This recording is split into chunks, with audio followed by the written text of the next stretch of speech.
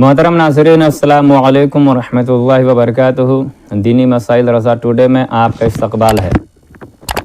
आज का सवाल है कि सजदा में दोनों पाँव ज़मीन से उठे रहे या सिर्फ उंगलियों का सिरा ज़मीन से लगा रहा और उनका पेट नहीं लगा तो नमाज होगी या नहीं। और दूसरा सवाल ये है, सजदा में अगर नाक ज़मीन पर ना लगे तो नमाज होगी या नहीं।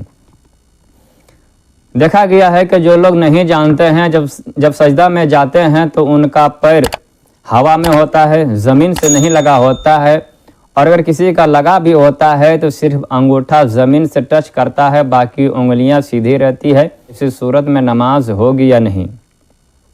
अगर सजदा में दोनों पाँव ज़मीन से उठे रहे या सिर्फ उंगलियों के सिरे ज़मीन से लगे और किसी उंगली का पेट बिछा नहीं तो इस सूरत में नमाज बिल्कुल नहीं होगी। और अगर एक दो उंगलियों के पेट ज़मीन से लगे और अक्सर के पेट नहीं लगे तो इस सूरत में नमाज मकरूह तहरीमी वाजिबुल इआदा होगी।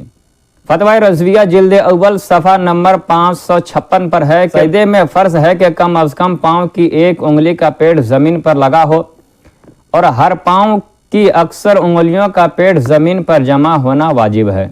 सदर शरिया अलैहि रहमत व रिज़वान तहरीर फरमाते हैं, पेशानी का ज़मीन पर जमना सजदा के वक्त सजदा की हकीकत है और पाँव की एक उंगली का पेट लगना शर्त है। तो अगर किसी ने इस तरह सजदा किया कि दोनों पाँव ज़मीन से उठे रहे, नमाज ना हुई, बल्कि अगर सिर्फ उंगली की नोक ज़मीन से लगी जब भी ना हुई। इस मसला से बहुत लोग गाफिल हैं।